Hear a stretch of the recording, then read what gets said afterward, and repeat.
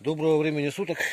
Очередной нож нужно пока не сделал. И вот Тайга Заветная канал посмотрел. Огромная благодарность создателям, ведущим канала.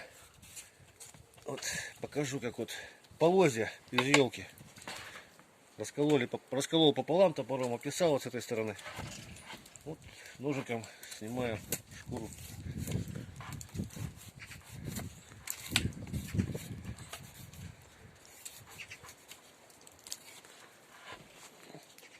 Примерно так. Сучки стараюсь сильно не брать, чтобы они прочность не теряла дерево. Опа.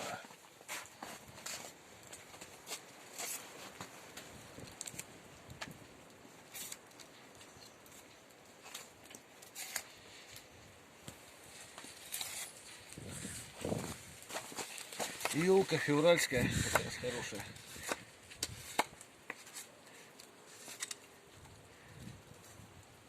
Вдвоем с Булатом привезли. Всего доброго, до свидания.